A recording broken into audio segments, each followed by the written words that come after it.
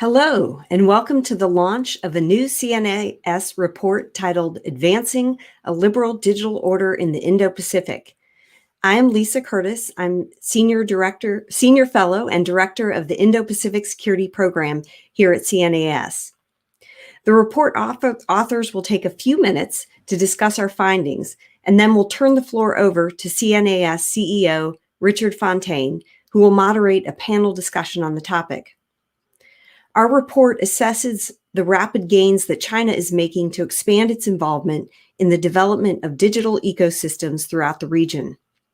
Whether it is developing the region's 5G infrastructure, constructing undersea fiber optic cables, developing smart city infrastructure, or expanding markets for its social media platforms and video sharing applications, Beijing is positioning itself at the center of Asia's developing digital order. This poses a series of challenges to the U.S. and its democratic partners and allies, ranging from the potential compromise of critical networks to the development of new technology standards that favor Chinese companies and undermine civil liberties. The paper examines the digital development paths of different countries and the unique challenges they each face. We also note that China's bid for digital primacy is not the only concern when assessing whether digitalization will contribute to or weaken liberalism in these countries. How these countries choose themselves to manage their own digital platforms also matters a great deal if we are trying to advance a liberal digital order. Take, for instance, what is happening in India today, with WhatsApp suing the Indian government over new regulations requiring the platform to identify originators of its messages, and Twitter's complaints of harassment from the Indian authorities over its content. In addition to finding solutions to ensure secure and trusted digital network development, we also need to look at digital governance issues. Ultimately, our report assesses that the outcome of the competition between the United States and China to shape digital development in this vital region will be a defining factor in the broader geopolitical struggle between Washington and Beijing to shape the overall regional order. Now, let me turn to the other authors and contributors to the report for their remarks. First, we have Joshua Fitt, who is a research associate with the Indo-Pacific Security Program at CNAS. Joshua focuses on U.S. East Asian security strategy and specializes in Japanese and Korean peninsular affairs. Joshua will talk about China's digital strategy. Over to you, Joshua.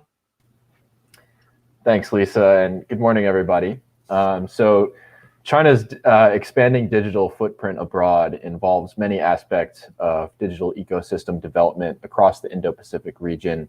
And today I'll discuss the four major elements we identify in the paper. So first, we have smart cities and surveillance technology. Surveillance cameras capture a colossal amount of data about citizens' offline and real-world behaviors that previously was beyond the reach of digital authoritarian control of cyberspace. China's leading surveillance camera manufacturers and facial and voice recognition technology developers behind these smart city efforts derive significant profits from Chinese government contracts. These technology companies leverage that financial support to field test their products domestically and also benefit from access to immense data pools because of the loose regulatory environment there. Abroad, the technology appeals to leaders who, in a very benign way, wish to achieve more efficient urban governance, but it also appeals to emerging authoritarian leaders seeking new means of exerting control under the guise of good governance. Next, we have the information space. Chinese digital influence campaigns in the information space often take place over Facebook and Twitter, which are the platforms of choice in most of the Indo-Pacific. However, as Facebook and Twitter have become increasingly aware that their platforms can be manipulated in foreign digital influence campaigns, they often identify and isolate the offending accounts more quickly than in the past. Chinese video sharing platforms like TikTok are extremely popular in major markets in the region, like Indonesia and the Philippines.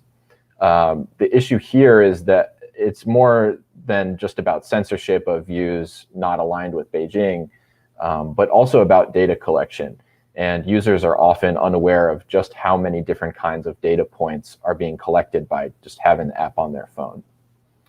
Third is the digital Silk Road. So one strategy that China is employing in the wake of backlash against a number of Belt and Road hard infrastructure projects is putting more emphasis on the digital Silk Road, which, as the name implies, is the tech side of Belt and Road. The digital focus of the projects provides a much greater strategic value to Beijing by establishing access to a country's digital ecosystem. For example, with a bridge, the project ends once it's built. But with digital infrastructure, the relationship often has to continue far into the future through hardware and software maintenance and upgrades. Ultimately, whether a digital Silk Road agreement is for a small-scale e-commerce partnership or backing a Huawei 5G rollout, it's a stepping stone for further digital entanglement with Beijing, which is inadvisable at a time when China is increasingly relying on economic coercion to achieve its geopolitical goals. And last, we have the Health Silk Road.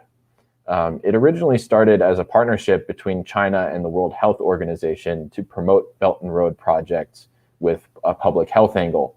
But it's evolving as Beijing realigns its infrastructure development priorities.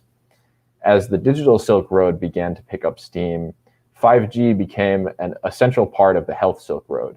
In some cases, it sort of became a package deal, with the narrative being 5G was necessary for the products, for the health projects to be fully effective, with everything from robotic nurses to remote consultations. In the face of growing resistance to Chinese suppliers of 5G, Beijing can use the Health Silk Road's positive public health potential as incentive for signing a 5G deal with a Chinese company, for example. Even though it's ostensibly about public health, these agreements also give China's technology companies stronger footholds abroad, create new opportunities for widespread international data collection, and ultimately facilitate greater social control and repression in countries with weak privacy and civil rights protections. Together, these four elements comprise significant pieces of Beijing's strategic toolkit for expanding its global technological presence, which is contributing to normalizing illiberal digital practices. So understanding the underlying challenges triggered by each part of Beijing's involvement in the surrounding digital ecosystem is essential to formulating an effective response. Back to you, Lisa. Thanks, Joshua. That was just great. Next, we're going to hear from Isha Dalal. Isha is the Joseph S. Nye Jr. intern for the Indo-Pacific Security Program at CNAS. She is currently pursuing a BA in Global Affairs at Yale University and was awarded the Beck Prize. This is given to the most outstanding global affairs undergraduate. Isha will talk about the experience of Facebook in Burma. Isha, over to you. Thank you, Lisa. Increasingly, social media companies have become part of geopolitics, especially in countries lacking democratic institutions. For example, Facebook has become a central part of Burmese information sharing, particularly because it is the main source of information for the Burmese population. For example, in 2017, Facebook became a central part of the Rohingya crisis.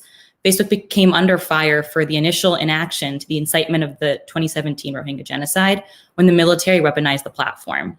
The UN, human rights groups, and news outlets highlighted the absence of proactive content moderation of harmful Burmese posts, Facebook's failure to respond to warnings from civil society, and the dark aftermath of the widely circulated hate speech. Facebook admitted that they did not do enough and subsequently took down the pages of the army chief, other military officials, and hundreds of fake accounts. They also added more Burmese content moderators. After this incident in Burma, Facebook has been working to protect democracy. During and after the November 2020 election, Facebook took various steps to protect democratic institutions and to protect democratic ideals. More recently, Facebook has become embroiled in the February coup that has been taken over news headlines and the media, as well as the Southeast Asian nation. Within that, Facebook had to remove the Burmese military and military-controlled pages from Facebook and Instagram. They also banned ads linked to military-controlled businesses. A really complex area of this issue is that democracy activists in Burma have relied on Facebook to organize protest demonstrations. Facebook has had to weigh doing what it can to ensure people can use Facebook with punishing ruling entities who misuse the platform, but also have the power to shut down the platform altogether. It's a very complicated issue that requires significant study as well, and that we've examined in the report. Additionally, after the February coup, Facebook removed content that violated community standards, removed Burmese content that was related to incitement and violence, and they've also added a new safety feature where Burmese users can lock their profiles to help protect vulnerable populations. Based on this, we see that social media has taken a more and more important role within geopolitics within national security, especially as US companies. And from here, it's important that we examine and make sure to have various rules and guidelines to help protect democracy abroad. Thanks, Lisa. Back to you. Thank you, Isha. Next, we're going to hear from Jacob Stokes. Jacob is a fellow in the Indo-Pacific Security Program at CNAS. He focuses on Chinese foreign policy and East Asian security affairs. Jacob previously served in the White House on the national security staff of then Vice President Joe Biden, and as a professional staff member for the U.S.-China Economic and Security Review Commission, and most recently as a senior analyst in the China program at the United States Institute of Peace. Jacob will provide the policy recommendations from the report. Jacob, over to you. Thanks, Lisa. I want to briefly cover three aspects of the report. Those are the Taiwan case study, underscoring an important analytical conclusion, and then quickly going through the top line recommendations, and I'll cover each in turn. As mentioned earlier, the report contains a few mini case studies of where different Indo-Pacific countries are situated in terms of their digital environments. I wanted to highlight one example, and that's Taiwan. Taiwan's democratic political system and vibrant media landscape create the conditions for a liberal digital order on the island, and in many ways serves as a model for the region. Of course, Taiwan faces intense strategic pressure from mainland China, which seeks to coerce Taipei into accepting rule from Beijing. This creates something of a dilemma. On one hand, how to protect freedom of speech, while on the other hand, guarding against attempts by Beijing to exploit Taiwan's openness to interfere in its political system. Taiwan has taken some innovative steps to address this dilemma, which we detail in the report, but it's an important case study because Taiwan's experience is potentially a harbinger of where the broader region is headed. Next, I want to underscore an important overarching analytical conclusion from the report, namely that Washington must recognize that many issues in digital development remain ambiguous, and it must craft policies that account for the field's complexity. The fast-moving nature of innovation in digital technologies means that technological development will often outpace the creation of liberal political, legal, and regulatory regimes, even in the United States. The development of democratic norms and best practices to combat disinformation, restrict surveillance technologies, and give individuals the right to control their own data are still in a nascent stage. In other words, much of what constitutes a liberal digital order is still being defined, and the challenges facing it are slightly different in each country. All right, now I'll move on to the recommendations. I encourage everyone to read the report, but in the interest of time and recognizing that we have an all-star panel on deck, I'll just go through the major categories of recommendations. They span 4 general areas. First, the report says the United States should prioritize results-oriented diplomacy on digital issues. It calls for infusing these topics into diplomacy at all levels of interaction, from bilateral engagements like we saw last week with President Biden and South Korean President Moon Jae-in, to multilateral groups like the Quad, especially in its new working group on emerging and critical technologies, or within a prospective Technology 10 grouping, and also within international organizations involved in digital development, especially standard-setting bodies like the International Telecommunications Union. Second, the report says U.S. policymakers should develop digital technology standards and provide technology infrastructure alternatives to those offered by China. The recommendations in this section focus on cultivating trusted vendors for the physical infrastructure that undergirds the digital space. In addition, it calls for forging a consensus on common principles and standards among like-minded states through initiatives like the Prague process on 5G, and also by helping other countries vet projects and investments in the digital space. Third, the report calls for shielding democracy from digital threats while advancing internet freedom. This set of recommendations focuses on building local resilience and the capabilities of civil society, watchdog groups, and journalists to monitor digital development in their local contexts. It also calls for learning from best practices developed by different countries who have found innovative ways to combat disinformation and address other difficult digital dilemmas.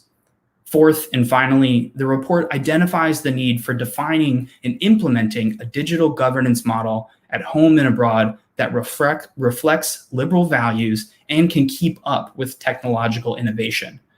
This set of recommendations is really about doing the domestic work needed to further refine what it means to have a liberal digital order in terms of policy, laws, and regulations.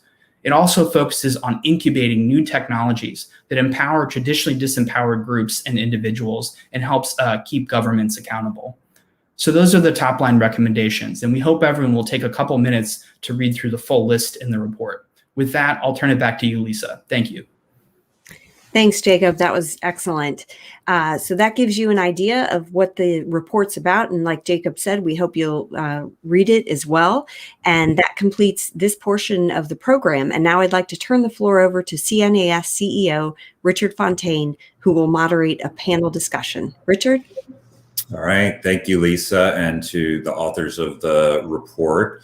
We've got a great panel of experts to talk a little bit about some of the themes that came up in the report and give us their views on the state of the digital order, such as it is in the Indo-Pacific. So I will introduce them very briefly. We have with us Jared Cohen, who is founder and CEO of Jigsaw; Sarah Cook, who is the research director for China, Hong Kong, and Taiwan at Freedom House; Jonathan Hillman, who is the senior fellow in the economics program and the director of the Reconnecting Asia project at CSIS; and our own Martin Rasser, who is senior fellow for technology and national security at CNAS. So thanks to all of you for joining us.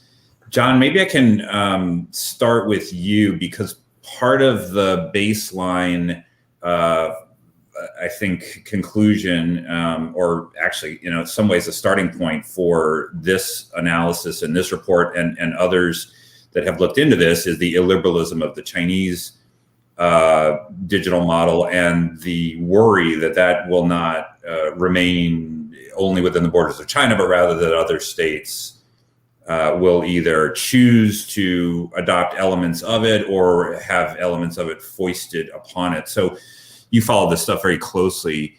When you look at the non-Chinese countries of the Indo-Pacific, to what degree is there sort of reason to worry about the Chinese model taking root in other places, or elements of it? Thanks. So thanks for having me, and congratulations to the authors on a really important and timely report. I think that this is one of the central issues for the United States in the Indo-Pacific. And I think what we're seeing is that even though it's been widely acknowledged that many Chinese companies who are involved in providing this infrastructure, there's also security risks in doing business with them. I think that's no longer a secret. They're still being successful in signing deals and doing projects. So I think that underscores there's still a vast demand for digital infrastructure. I think the pandemic has only made that more pressing for a lot of countries. I think we've been seeing Chinese companies really rise rapidly in their level of sophistication. So, to give you one example, I know it's an area that's focused on in your report. And Subsea Cables carry 95% of the world's international data. If you're watching this right now and you're not in the United States, it's probably coming to you across a subsea cable. A little over a decade ago, there were almost no Chinese companies involved in this space. China was totally dependent on a group of US, European, and Japanese companies China now has the fourth provider of these systems. And with state-backed financing, it's going and building more and more projects. And so we see this in an area where the US still has some strength. People are very aware, I think, of some of the activities in wireless networks and China, the way in which China moved up on 5G. We see this in smart cities, where countries are making, they are agreeing to allow large systems to be installed in their cities, often with very little evidence that these systems are delivering the benefits that they're promising. So I think that this set of activities, China has shown really a determination here. It's moving up in its level of sophistication. Deals are still being signed. And so I think it is something that US policymakers really need to grapple with. Thankfully, though, this is an area in which we have significant advantages still in some of these activities. So I think that's the good news. And I think that's why this report, again, is so timely. Great. Sarah, let me bring you in on this and as a version of this same question as to what you're seeing across the region, and also how much of this is a deliberate choice by governments or societies to choose a sort of illiberal path when it comes to the implications of digital choices on freedom of speech and the other things that we're concerned with, and how much of this is the availability of Chinese products, the availability of Chinese capital, the attractiveness of some other non-sort of political aspect of their tech investments. Sure. Well, I mean, I think, the region is so diverse in terms of the types of regimes and governments and what the particular leaders and even publics, like what people are thinking. So I think it varies a lot. I mean, I would say there are definitely places where you see a bit more of a mimicking in, say, countries like Vietnam. But I think a lot of times what will happen is that, there's either this kind of opportunistic conflation of opportunities, or you might have both things happening, where on the one hand, you might have, police in Singapore purchasing certain facial recognition, but on the other hand, government officials who are concerned about, the way in which, there's certain investment in Chinese media and links to China and how that affects them locally. So I think it really is a complex landscape with different parts happening at the same time. And then I think you do have places, whether it's like Taiwan or elsewhere, where there is maybe, a little bit more wariness and awareness of the strategic risks involved. So I think you do have a real mixture, I guess I would say. In almost each country, there's this combination of pressures and factors that are taken into account. And I think you are seeing more and more awareness, not so much just on the political side, but I think among civil society. And I think you're seeing in some places, I think more engagement and concerns being raised. And so when specific deals are happening or before they happen, you start to see some kind of an outcry, and then maybe the government backing out. I mean, I would say, I think one other element that I've looked at a little bit, but I think, didn't come up, and it's a slightly different kind of digital infrastructure, and that's the platforms. So where you're seeing Chinese social media platforms and like news aggregator apps, for example, becoming very popular in places like India or Indonesia. And those have a different kind of potential foothold and opportunity for kind of digital political manipulation on the part of Beijing that I'm not sure countries have fully grappled with yet. It's a super interesting point about civil society that you just mentioned, and I get you're totally right. We're talking about a vast region. It's hard to sort of characterize the region as a whole without going into some specific areas. But when you look at the civil society pushback, or at least interest in some of these decisions about tech investments, do you have a sense of how much the worry is that the data will be available to China itself versus how much this will be, misused for political ends by a particular regime against the civil society activists in question? Because those are two different worries that sometimes we conflate a little bit.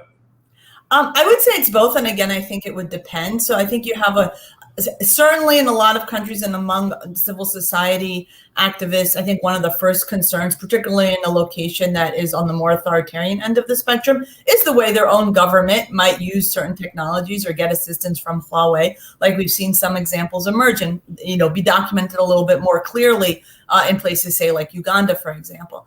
But I think you do also see in countries where there's some kind of conflict or tension in places like the Philippines, we saw recently regarding a television station, or in places like Taiwan, where there is also a real concern, not only among the government, but among the public of the ways in which, there's some kind of influence, authoritarian influence and manipulation coming from Beijing, and that certain deals or opportunities or investments could enhance that. So I think it depends on the country, but I would say you're seeing both. I think in a lot of cases, and understandably, particularly in places that are less free, I think the first concern for activists is what does this mean in terms of, when you have a smart city, in terms of their local government's access to information, how this could be used against political activists there.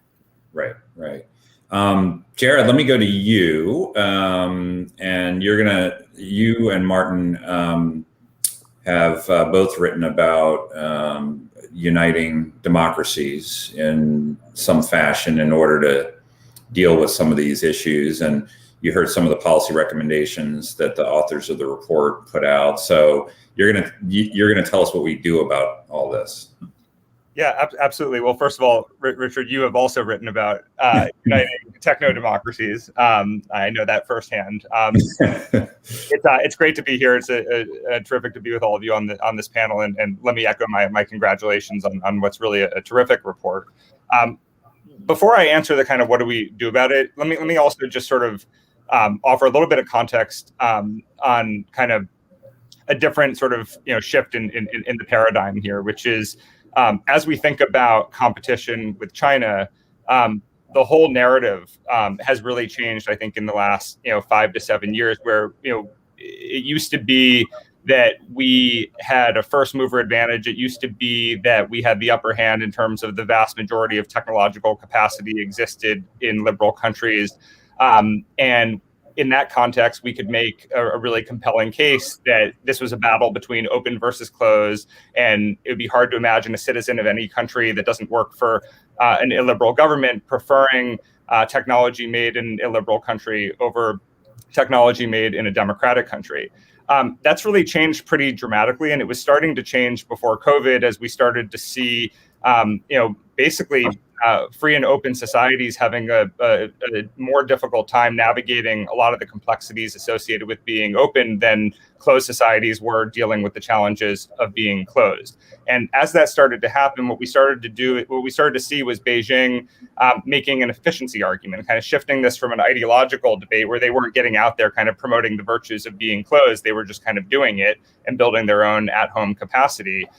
But as democracies started to have challenges navigating all of this, they saw the virtues in their system. Other countries became curious about their system, and then COVID just accelerated that. So I think that the way we need to frame this now is not so much in terms of open versus closed, but if this really is a great power competition between the U.S. and China as the two kind of big technological powers.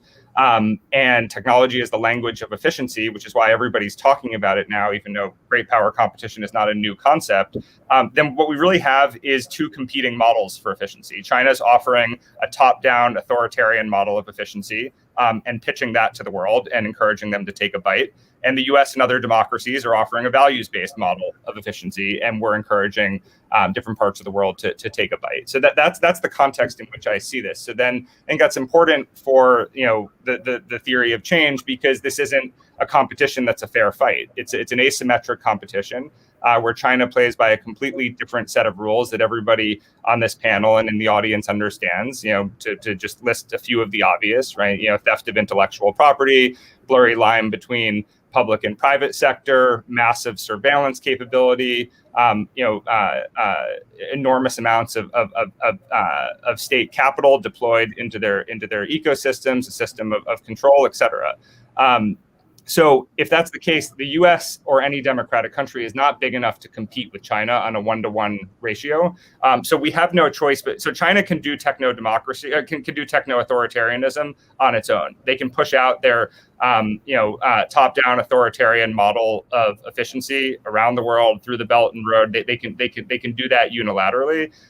We're not big enough to push values-based efficiency on our own. So our only option is to be multilateral about this. So Richard, what you and I have written about, and also Martin, what you've written about, is that we don't need the democratic world to unite in perfect harmony around all forms of technology, but we do need aggressive and proactive multilateralism among leading techno democracies for the types of technology for which governance model matters. And so that's why we sort of called for a new architecture of advanced democracies that are also leaders in terms of their technological capacity. Let's come up with an agenda where we cannot afford to have top-down authoritarian efficiency win out over values-based efficiency. And whether this is a sort of new formal architecture or done within an existing architecture, done formally, done informally, doesn't matter as much as pooling together the resources, expertise, capacities, and political heft of this handful of really leading techno democracies. And I'll pause there. Great. Thanks, Jared. And let me bring in Martin. And Martin, of course, if you want to add anything on the uniting techno-democracies front, but I also wanted to ask you about 5G as, a very high-profile sort of test case of the kinds of issues that we're discussing here. So the Wall Street Journal yesterday had an article headline, "The U.S. is back in the 5G game." And this article makes the case essentially that by intervening in the market, by trying to block Huawei in lots of ways and provides incentives for non-Huawei companies to enter the 5G market, it's brought forth a number of new players. It's sort of just, as someone says, it's sort of the Wild West out there, 1,000 flowers are blooming and all these other things. And so this was, if I'm permitted an editorial comment, I think America's handling of the 5G was not fully adroit for quite a while. But we have wobbled our way over a couple of years toward this position where we are now. What have we learned about what to do and what not to do the next time there's an issue like this, where whether it's 6G or something wholly out of the telecom space, where we're concerned about the potential compromise of data or something like this, and yet the dominant player is a Chinese company? Yeah, it was a great article, right? Because it really captured where we are today and how different that is, compared to a year ago, for example. I think the biggest shift that we've seen is, whereas before much of the messaging was about, we've got to keep Huawei down and out, what was lacking was an affirmative, proactive agenda, right? So once Huawei is out, what do you do then? Because then you're still stuck with a pretty inefficient industry where you only have a small number of manufacturers of this critical radio access network equipment, and that's the antennas and the base stations that are critical parts of a telecommunications network, particularly these 5G networks. So what started happening over the course of the past couple of years is that there was growing momentum behind this technological alternative, and that's called OpenRAN, so short for Open Radio Access Networks. And one of the big changes here is that rather than having a vendor proprietary hardware-based system, it's much more focused on open software. And this brings about a number of very interesting advantages, one of which is that it encourages vendor diversity. And that's what that article was primarily about, because you can now effectively compete with these established players by bringing in software-based solutions.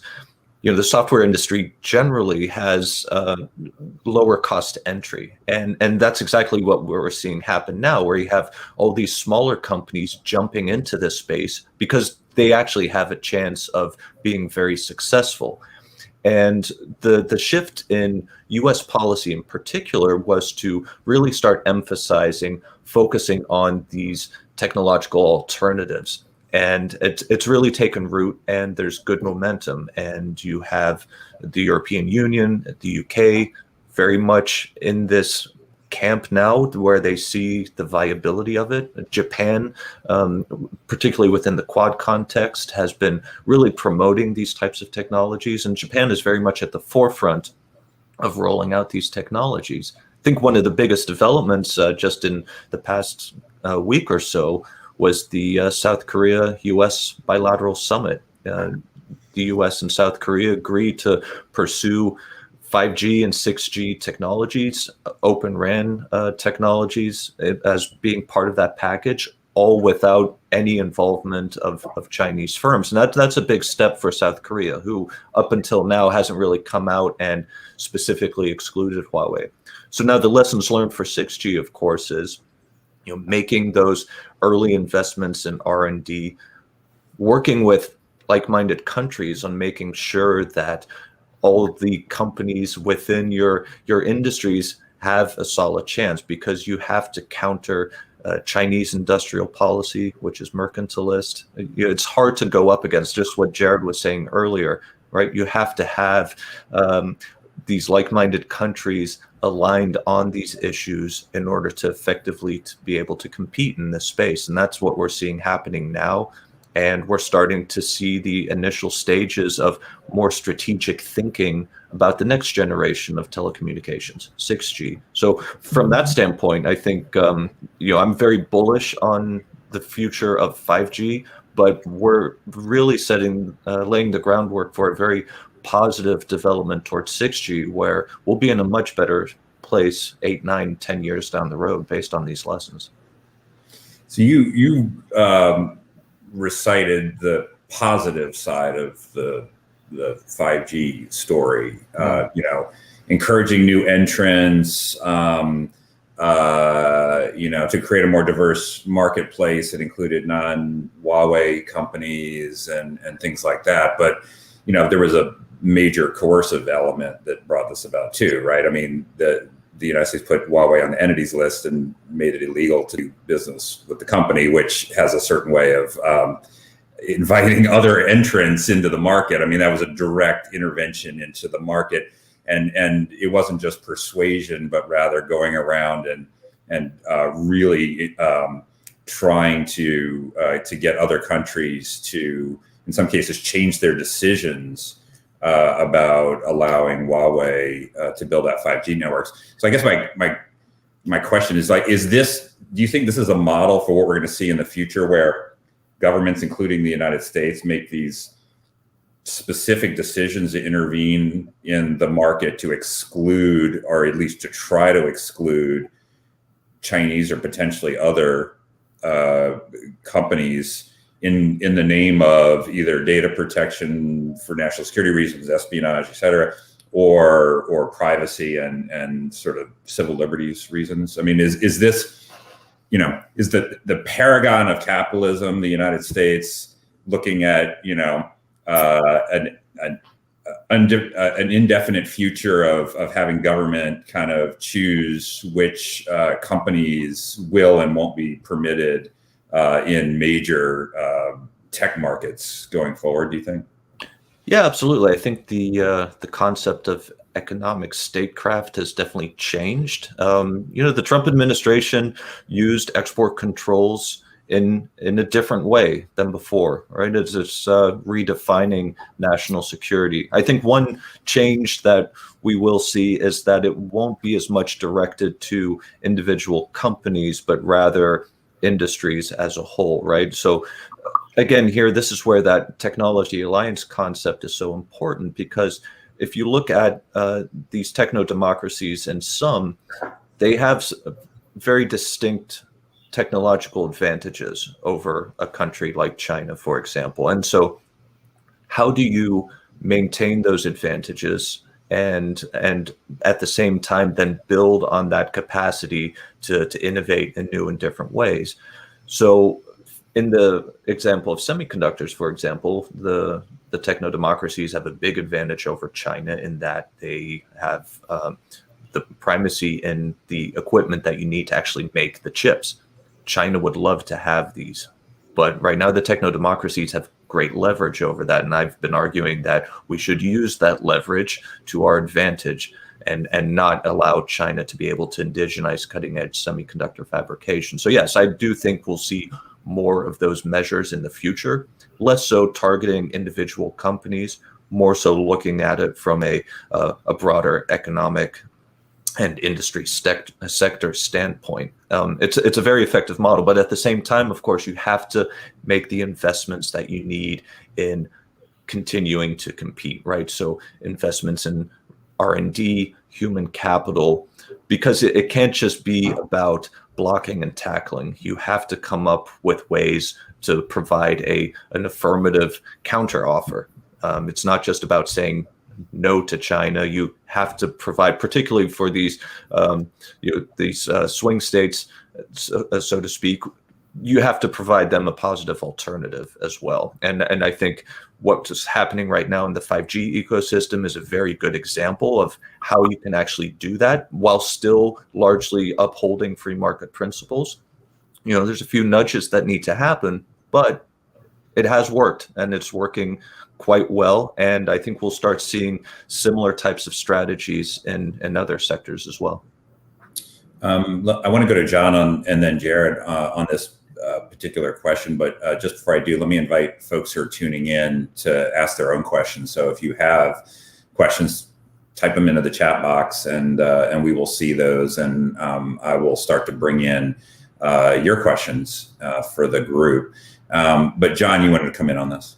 Yeah, thanks. I just wanted to underscore 2 points that Martin made toward the end there. One is that, I think one of the lessons from 5G is that we can't leave all of this to markets by itself. I mean, that's the story of why we don't have Lucent, why there's no Nortel anymore. Huawei ended up hiring all their engineers, having them work on 5G. And it's inconceivable to imagine, China allowing a company with that strategic potential to just, go under. I think there's now a new understanding of the stakes in this area, and so and the importance of making those domestic investments that Martin was mentioning.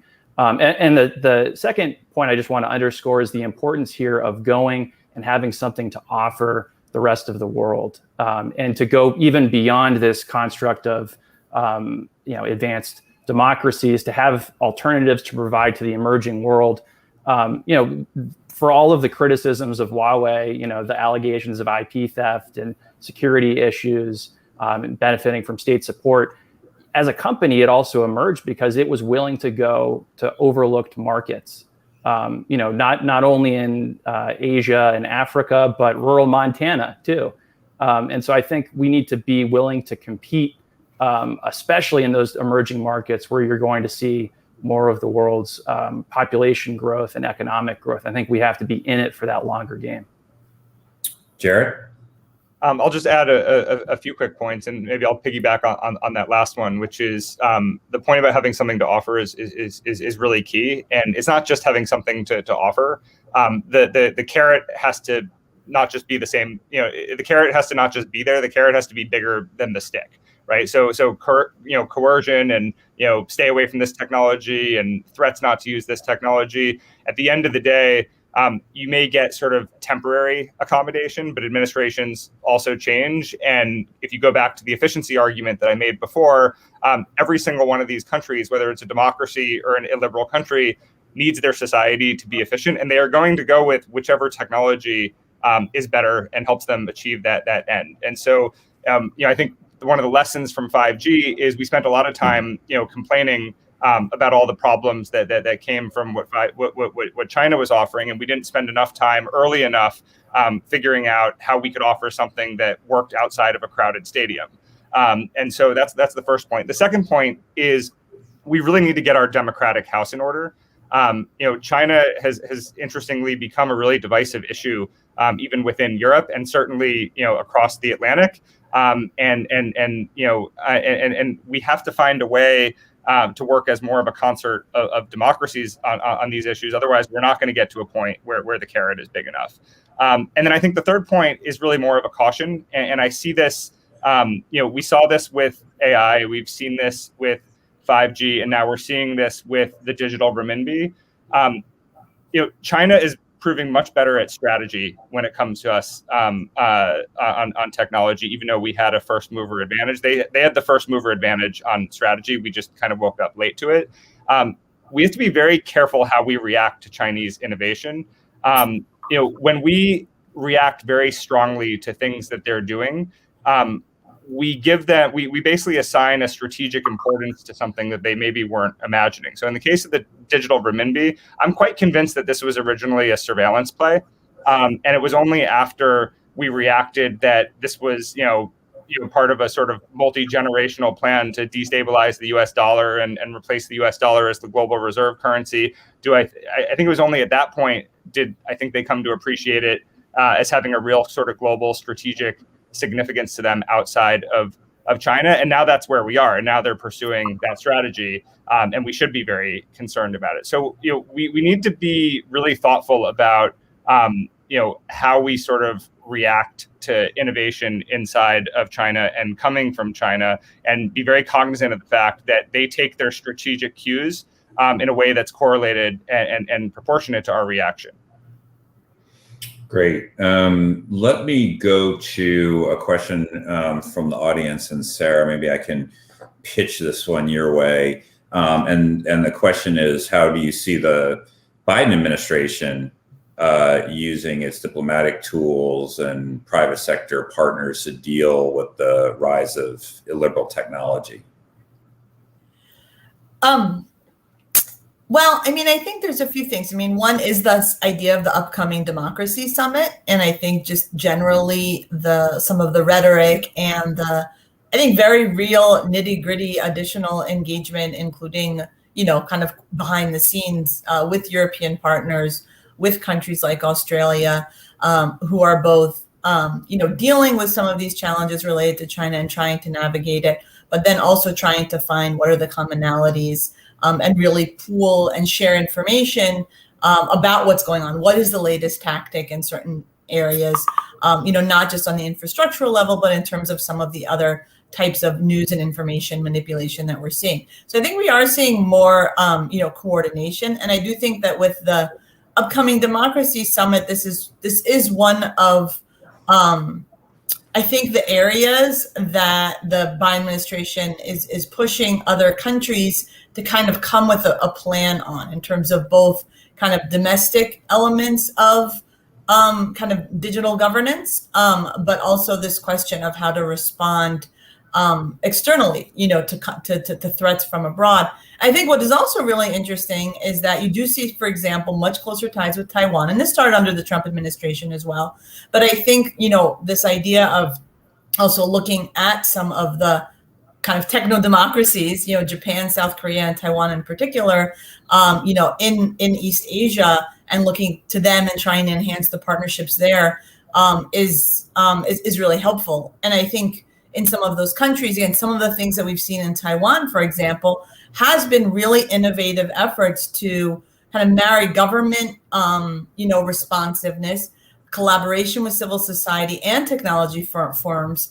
Not only say Facebook and Twitter, which are actually not that popular in Taiwan, Facebook more, Twitter not so much, but for example, with Line from Japan, which is a really popular social media tool there, that has really been a focus of some of the efforts coming from China regarding disinformation campaigns and kind of electoral manipulation, and really actually are surrounding the January 2020 elections and some of COVID-related disinformation, being quite effective at countering that. And I think there are some real lessons to be learned in terms of how the Taiwanese government is managing that. Great. There's a question from Pearl Reisberg that actually squares exactly with what I was just going to ask John and maybe some of the rest of you as well.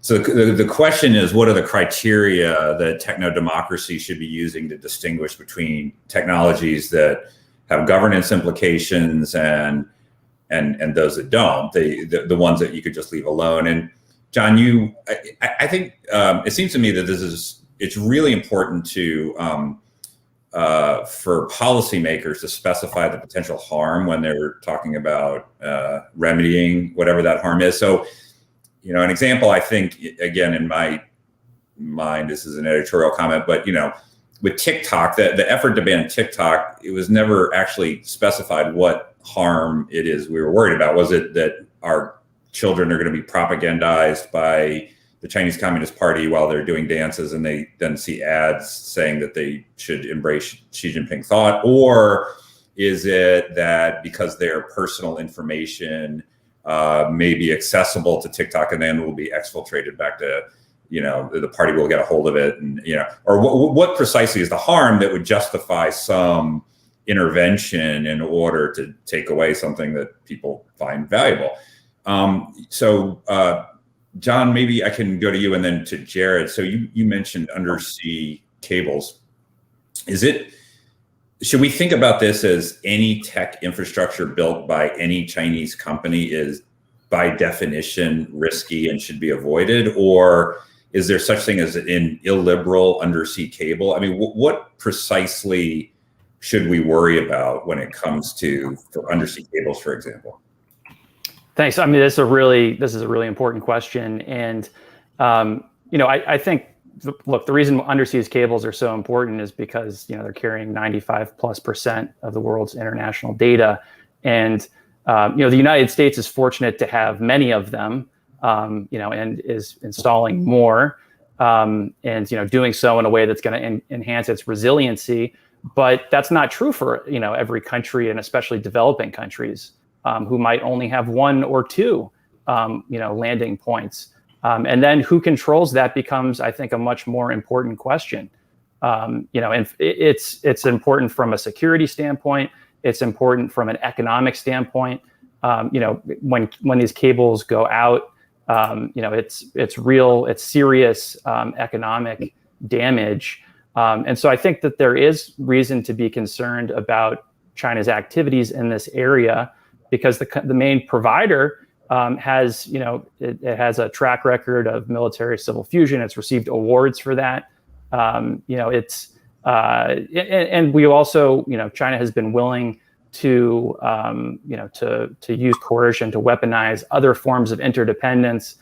So I think its recent behavior, in trade, investment, even tourism, are all warning signs for the risks of becoming overly dependent.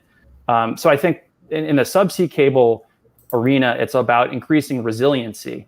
And so you want, more cables with diverse routes so that if, anything happens to some subset of them, you're able to weather that. But that question is really different when you're, a small country, and you're going to get to, choose one or two.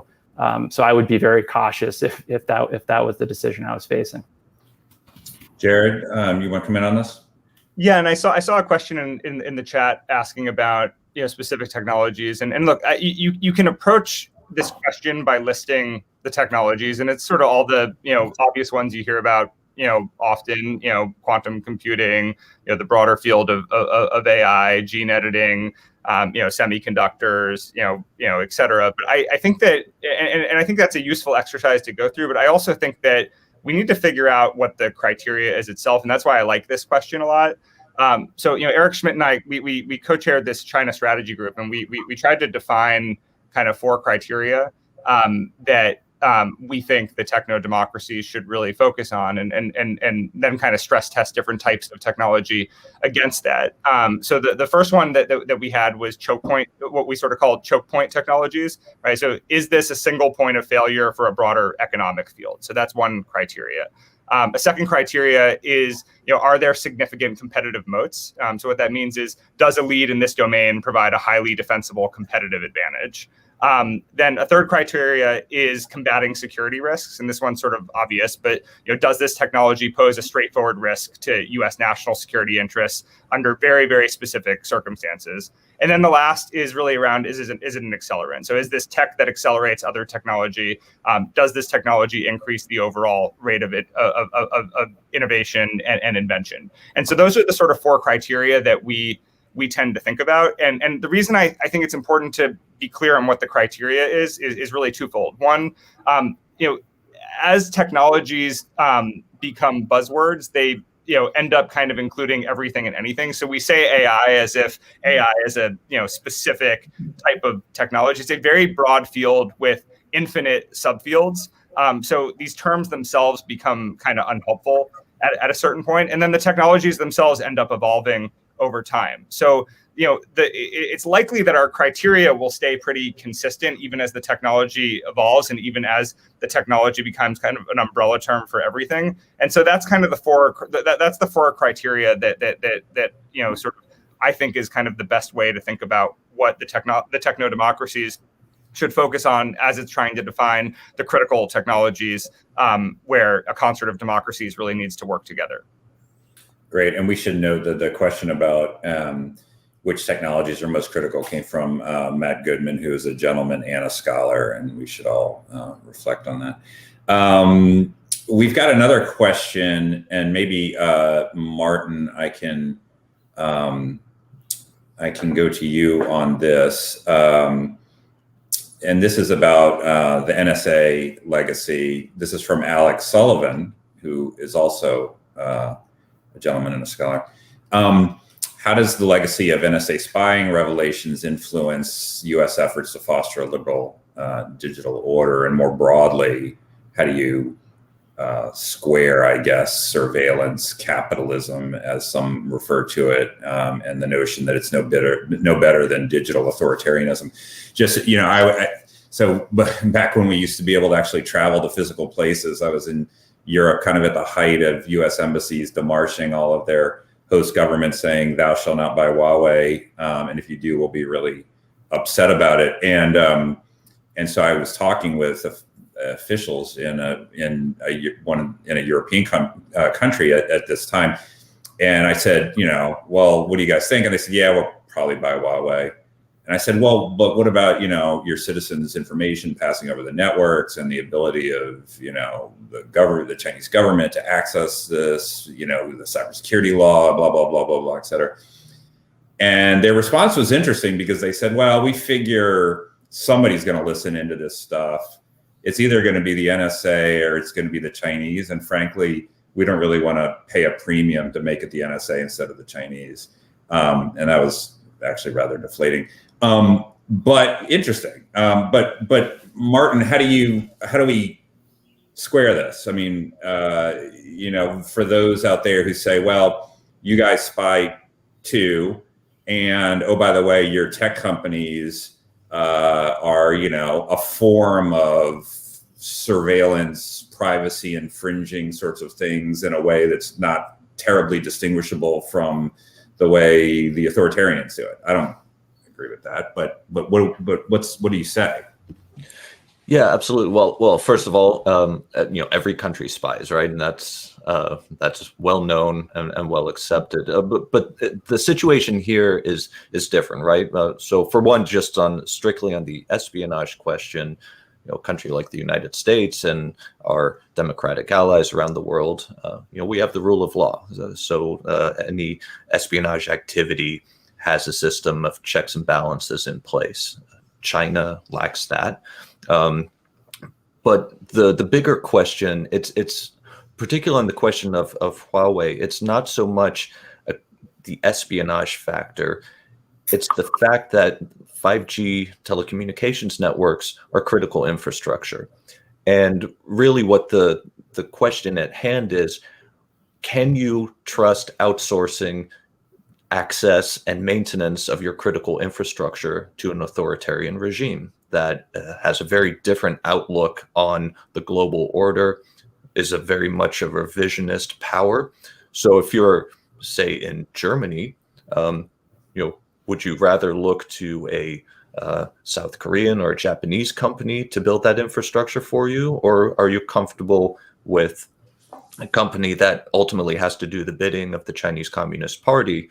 For me, I think that's a very clear answer as to what the preference should be if you're a country like Germany or Italy or whoever else. So that's really the heart of the matter. Yes, there's an espionage risk, but the fact that Huawei could shut down your economy overnight if it wanted to, that's a much bigger concern. And I think that's where the focus needs to be. It's a critical infrastructure question. The espionage thing, yes, there will be spying activity happening, whether it's Huawei equipment or Samsung or some other device. Anytime you build digital infrastructure, yeah, there's vulnerabilities there. It can get hacked, no question. But it's more so of who controls that critical infrastructure. And that's ultimately what the focus should be on. Sarah, let me come to you on a couple things. One, this notion of getting as Martin was sort of saying, getting a foothold in the digital infrastructure of another country and then using it for reasons that would not be conducive to the interests of the country that's in question, but rather back in Beijing. And then also I wanted to ask you about, well, answer that, and then I'll come back to you on the apps question, because I want to ask you about that too. Yeah, I mean, I think one of the things that we've really seen in the last decade is actually how much China has changed in terms of like how authoritarian, how domestically it is, and how aggressive it is internationally. So even in a situation where maybe the China of 10 years ago, some countries might have been a little bit more comfortable with having that regime have a foothold in their information system. I think what we've seen is how much it can change. And like if we're looking like at Freedom House data, China today, its score is about half of what it was just 8 or 9 years ago. And so I think that change, along with the fact that we do see various examples in different places where, once a foothold is gained or some kind of a system of content dissemination is established that can seem to be benign initially and is even established, say, on the basis of panda videos and, bullet trains and things like that. Like, for example, in terms of, say, the presence of Chinese state media on platforms like Facebook or like Twitter. When it really matters to the CCP all of a sudden and they see something that they really feel that they need to push, they will activate it. And we saw that with Hong Kong.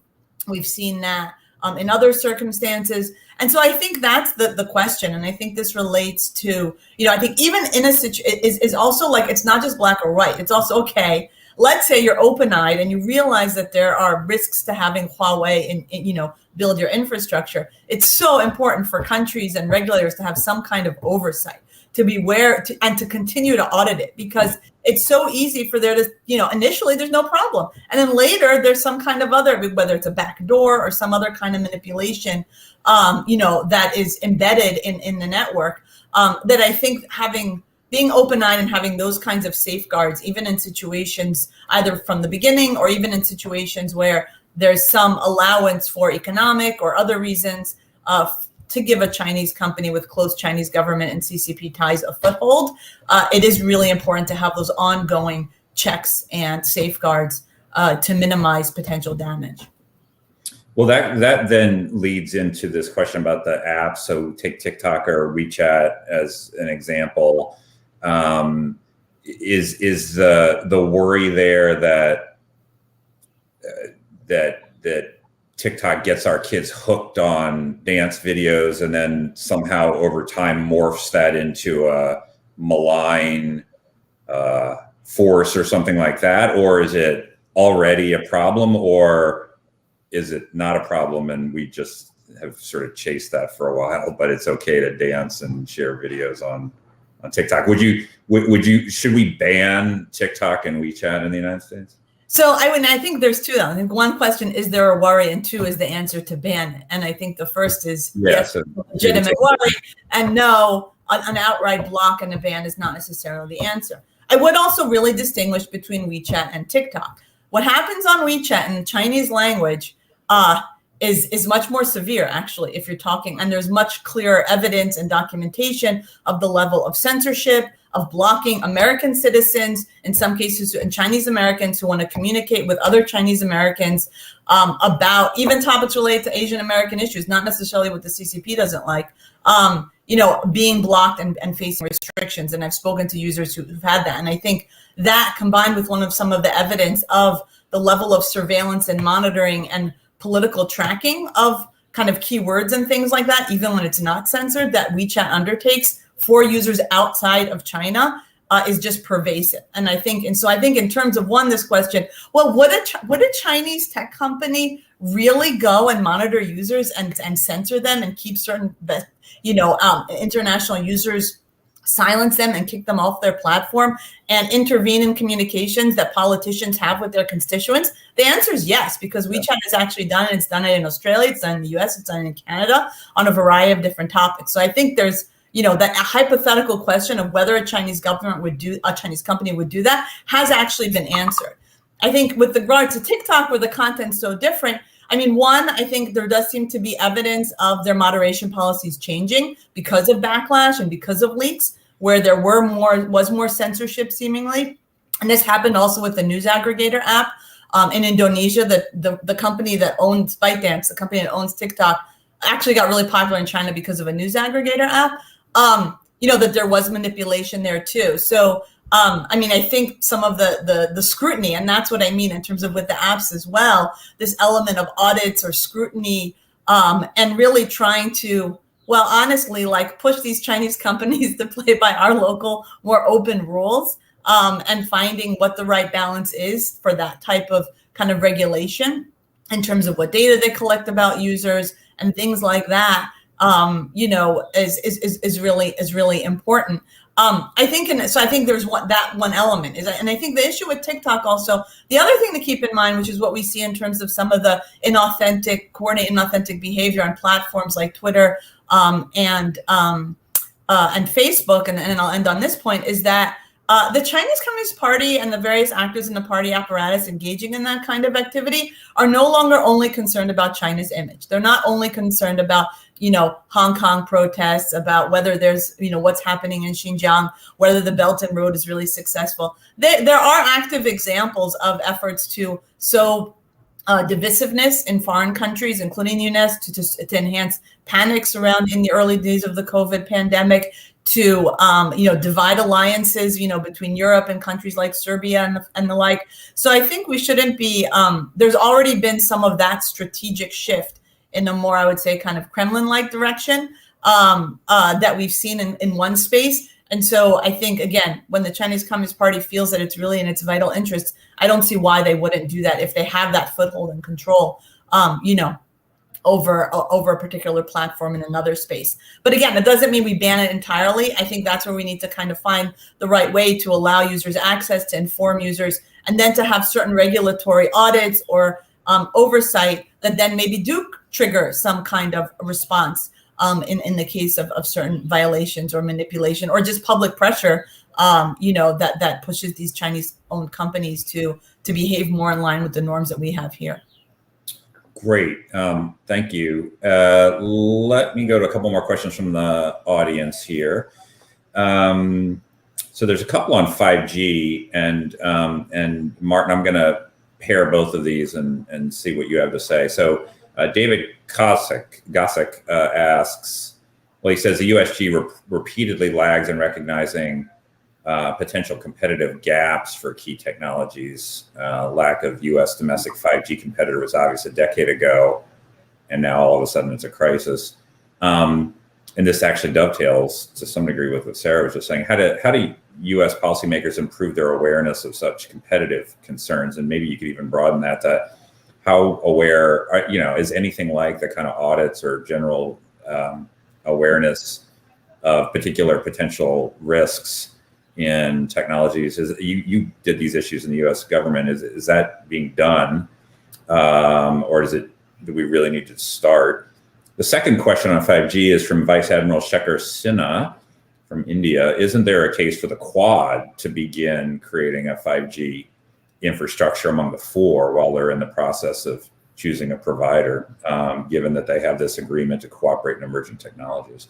So a question about the Quad's role in all of this, and a question about, how you actually become aware of looming gaps or looming problems and looming risks before you're in the middle of the crisis and you say, oh God, now what do we do? These are excellent questions. I'll start with the Quad one. Yeah, absolutely. I think the Admiral is absolutely correct, and it's happening right now. I think the emerging tech working group that was stood up, the 5G is very much an issue of focus, and I think we'll see some very good momentum, particularly in India, towards building out 5G networks, particularly ones that have OpenRAN capabilities built in. If you think of the software industry in India, that's a country that's very much primed to take advantage of this shift. And together with the expertise in Japan and the United States in particular, the Quad working together can do some pretty impressive things, not just within the four countries, but I think also, one of the recommendations in the report was to set up new investment mechanisms for digital infrastructure in the region. And I think there's a lot of opportunity for the Quad to do that, so that countries like the Philippines and Indonesia have a sustainable, secure, and resilient alternative to Chinese technology. DFC, for example, just in the past few weeks, partnered with Vodafone for exactly such an effort in Ethiopia. So that's the model that the report proposed. So that was a very prescient recommendation there. As far as the U.S. government's capability to better anticipate these problems, so the U.S. government has capabilities here and there, science and tech intelligence, horizon scanning, technology forecasting. It's a little scattered, it's a little haphazard, and I'd say probably over the course of the past 15, 20 years, some of those skill sets have atrophied. But I do see a growing recognition and awareness amongst policymakers today that this quote unquote technology issue is not going away. If anything, it's going to be an even more central feature of this strategic competition that the United States is engaged in. So we'll start seeing a shift back to a much better appreciation of the existing capabilities within the US government, but I'd say particularly within the US intelligence community, and also a focus on bolstering new capabilities in places like the Department of Commerce and Treasury, and including the Department of State as well. So CNAS is actually working on a series of reports making specific recommendations along those lines, ultimately laying the foundation for what should be a true national strategy for technology, so that you can have better strategic planning, identify some of these gaps in capabilities earlier on, so that you can start making the legislative decisions and actions that you would need to better mitigate that going forward. And what happened with the Endless Frontier Act, for example, it's now the Competition and Innovation Act, but that's a reaction to that realization. So you see the Congress acting, you see the administration acting by creating a new technology directorate within the National Security Council staff. So these are all good steps in the right direction. Now it's a matter of putting that in a broader strategic vision so that it makes it easier to execute on those actions in the coming years. That's great. John, maybe I can pitch this question from Matt Garaci to you. What are the potential drawbacks for the vast amount of federal spending being considered right now to prop up the U.S. tech industry? This may make it more competitive in the short term, but will this create any serious long-term inefficiencies to the industry? Or do we simply have no idea, which actually I suspect is... Yeah, I think we should be honest about to that question. But if you have a more informed and considered answer, please, by all means. Look, I think we need to be honest about some of our own limits in forecasting. Sort of related to that last question, I think the emergence of a Chinese 5G supplier in the absence of an American alternative is as much a sort of a misjudgment of geopolitical forecasting as it is one of technology forecasting. I think just the landscape looked quite different 2 decades ago, And I think there wasn't as much of an appreciation for this set of activities as carrying, the strategic implications that we've been discussing today. I haven't heard anyone advocating, and I didn't read it in the report, that we, replicate China's, state-based model for pursuing some of these technologies in terms of the, that overwhelming state emphasis. I think, we don't want to. It does lead to inefficiency.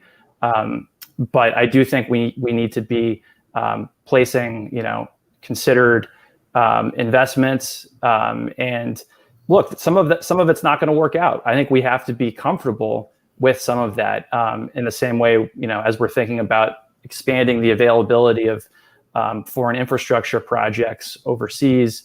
Some of those projects won't work out. The DFC has equity authority now, and some of its investments won't work out. That's, the nature of making investments. You do need to take on some risk. So I think it's about getting the balance right. I think it's about really making, adding something to our still really market-based, private sector-driven model, and reinforcing that, and not trying to turn it into something that it isn't.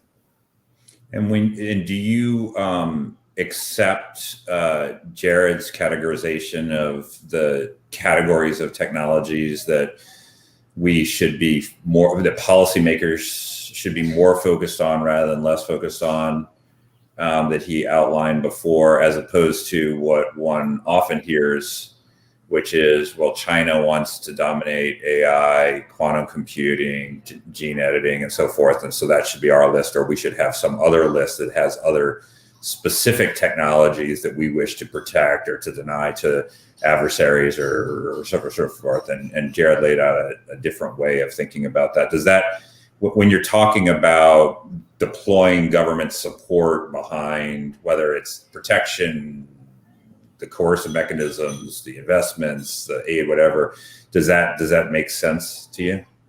Yeah. So I recommend Jared's paper, that group's paper, which I think lays out that framework quite compellingly. Look, I think the part that's compelling about that is, let's start from a point of asking what our own interests are, and let's not make this all about reacting to China. I think, through the Belt and Road and other efforts, China has sort of done the world a service and raised awareness about the importance of some of these issues and the strategic stakes of them.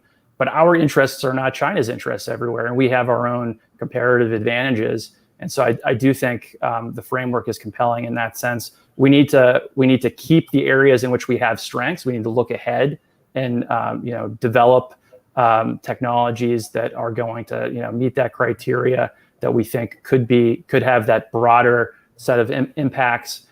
So yeah, I like it because it does get us away from this sort of reactionary mindset of China's spending. China has announced spending, which, by the way, it's not always, the reality is not always what's announced. And therefore, we have to go race after that area. I think we have to start really from a point of our own interests.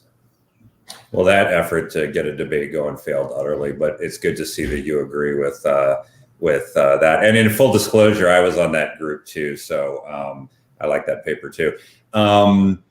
Just as we wrap up here, maybe I can ask each of you to think about how big. So I think there's general agreement that China's dominance in the technology space and its illiberal nature presents a problem, that we're better off dealing with it than not dealing with it, that we're better off dealing with other democracies and dealing with it than doing it on our own, and so forth. And then, of course, you get into the specifics. I'd be interested from your sense of how urgent and big a problem this is. I mean, this notion of building or trying to maintain a liberal digital order, are we at an in case of emergency break glass sort of moment where, if you look at all the different legislative proposals, there's a lot of them, and they're talking about billions and billions of dollars in spending. If you look at the movement on issues like entities lists and other things that pretty much would have been almost unthinkable even a few years ago, and now it just happens. If if on the current trajectory, if we did nothing different, what would, in your crystal ball, the digital order in the Indo-Pacific look like in, say, 5 years? And I know that's an impossible question, but I'm the moderator and you guys have to answer it. So let's give it a shot. So Sarah, how about you? Well, first of all, I think the U.S. isn't the only player in the region. And I think you definitely have, both on the government side, on the private sector side, and on the civil society side. Again, like I said, in a lot of these countries, there's very much agency on that end and concern and actions that are being taken, even, I would say, independent of what the U.S. might do. So I think there's just, that ship is sailing, whether the U.S. participates and tries to, push it in certain directions and encourage certain activities.